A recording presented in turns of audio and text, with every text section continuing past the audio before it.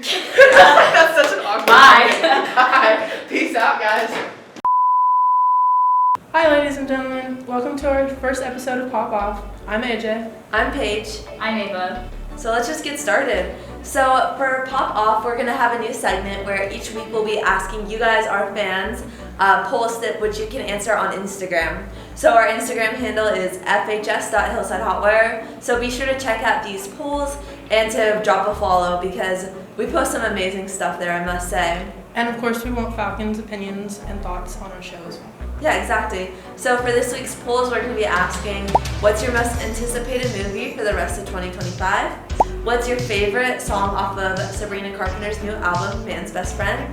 And then we're also going to have a section where you guys can ask us anything. This can be journalism related, about books, pop culture, or anything else about the school, because we just want to hear your voices and get your input.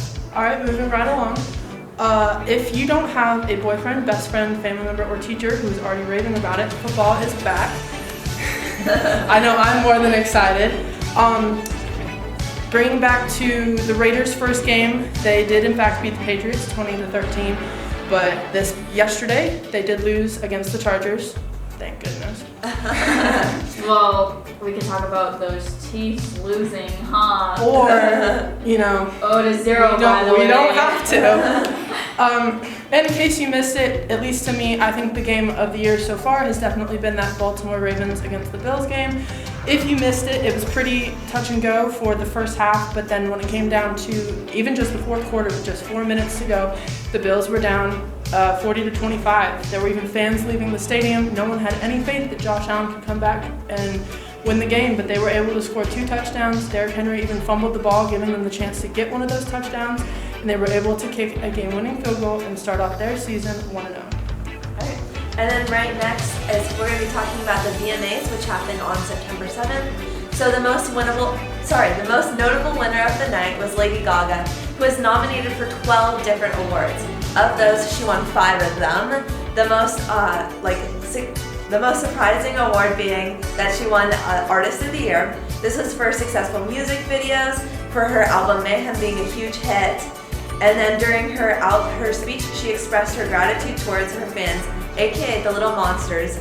This was the first award of the night because right after she received the award, she had to rush off to Madison Square Garden for a performance.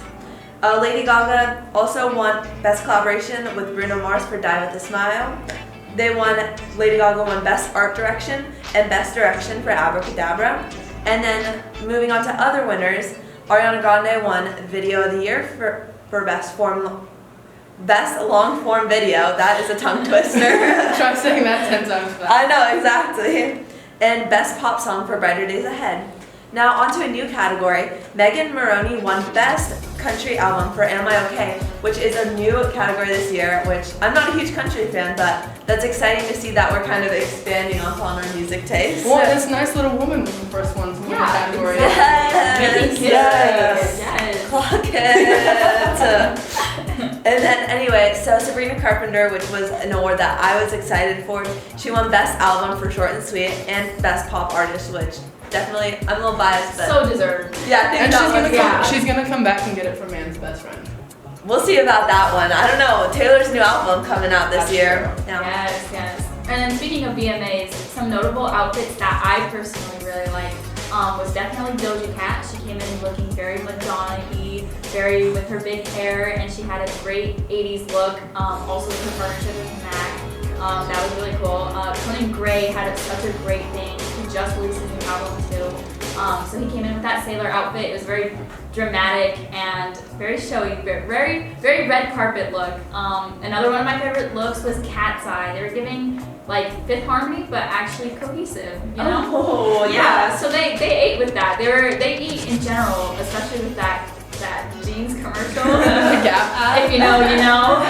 And then lastly, I would say probably Lady Gaga. Speaking of her, she had ruffles upon ruffles. It was very crazy, as she typically is. If you know her meat dress and past years. That was even at the VMAs too, wasn't it? Yes, yeah. Her meat dress, like she's always been crazy, but it's her style and she looks amazing in it. All right, and let's end this conversation about the VMAs right with the most notable performances. To me, Sabrina Carpenter performed her new song Tears, which I love that song personally. Oh, yes. And her outfit was apparently heavily inspired from a Britney Spears tour outfit from 2001 from her Dream Within a Dream tour. The outfit that's like Sabrina Carpenter's style, and that's just a very Britney shining onto Sabrina in like the best way possible.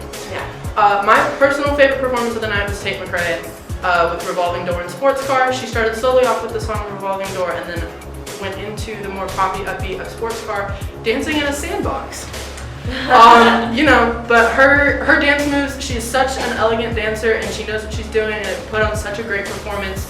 I just don't know how she would have done that without getting sand in her eyes and not like totally, freaking out on stage. If you had sand in your eyes, that would just be me. Same. But no, because at least she can perform. Because I feel like there are some artists out there who like don't know how to actually dance and stuff, and Tate McRae is one of them where she can like choreograph something and right, because she can sing and she yes, like she's an actual performer. Like right. She does good with her stuff. I like. When is she coming to Vegas? Is the real question. Seriously. Moving on with Doja Cat, who brought out Kenny G. For anyone who doesn't know who that is, he's a famous saxophonist who brought out and started her performance of her new single Jealous Type. And we also had Mariah Carey, who came out to sing a mashup of a lot of her songs, including songs like Fantasy and Obsessed. And it is her first time on the VMA stage in 20 years because she's not only performing, but like Paige mentioned, she got the Video Vanguard Award, the Lifetime Achievement Award. She won a Lifetime Achievement Award during the VMAs, which was incredible to see as well. Yes, and then Lady Gaga did have a pre-recorded performance because like Paige mentioned, she was also touring, so they did have to film Abracadabra and Dead Dance while she was performing. Either she was in New York or the city previous to that, but it was still pretty cool to see how involved she is with fans and with people despite multiple commitments. And finally, Youngblood and Steven Tyler and Joe Perry of Aerosmith came out to honor Ozzy Osbourne. Youngblood has kind of been on that train of that. I know he was at Ozzy's final concert before he passed away, but it was just nice to be able to bring all that and a final close to honor him as well. Yeah, I agree with that. And then moving right along after that, any TV show fans, the Emmys were just this past Sunday. And there was definitely an interesting thing. I don't know if you guys know how often award shows will try and keep speeches down.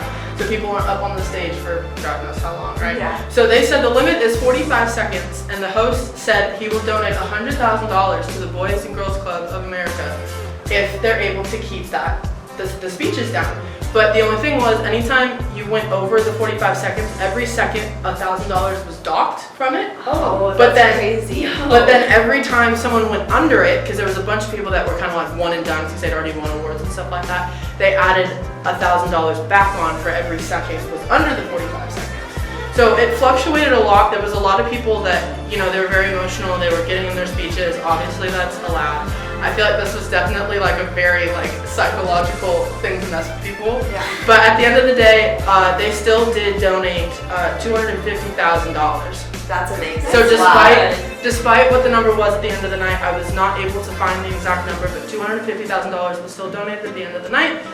So that was still kind of a good, fun way to try and get people to keep their speeches under and, donating. Also helping others, at the same time. It's a very nice thing. The most important thing of the night to me, though, I don't know if you guys saw this, was Owen Cooper being the youngest male actor to win, or to supporting actor for a limited series at just 15 years old for the show Adolescence. I have not personally watched the show, but he has to obviously know what he's doing if he's winning an Emmy at just 15 years old. That's younger than me. Yeah. No, oh my god, I watched that show and it is so good. The way that they film it is it's like all one take, so there's not a single cut at all throughout the whole episode. So it's literally like 40 minutes of rolling and he does so good. Like I got chills watching it. It's incredible the way he acts. And he's so young. He's literally 15. He's younger than us. Yeah, that's insane to hear about. He's so good. Coming soon to the music industry would be, of course, Taylor Swift's new album, Life of a Showgirl, that comes out on October 3rd, very soon. I'm so excited, if you can't tell guys, and it comes out the day before my birthday. Talk about the perfect birthday present. Oh, I'm jealous. She's coming in clutch once again. Thank you. October babies are always being fed when it comes to Taylor. I know, I'm jealous. And then Dancing with the Stars does start this week too. We can talk about that next week, about couples and pairing and I've heard some controversy with some of the celebrities on there. I think Ava might make all the editors do like a Dancing with the Stars watch party. Oh no. You guys don't know how locked in I am for Dancing with the Stars. And then lastly, for the Glenn Powell fans, he is starting a hit new comedy show, which is Chad Powers. It premieres on September 30th for its first 2 episodes. Any sports fans should love that show as long as it's done right. Okay. Well, I haven't heard of that show, but now I'm actually like excited to watch It it. does look really good. I know, I've never heard of this before, but like, I'm excited too. Thank you everyone for watching. This is all we have for you today. Yeah, we really appreciate it because, as you know, this is our first episode of our new little segment, so we really hope you guys enjoyed this. We'll see you guys back here next week for a new episode of Better Than Book Talk.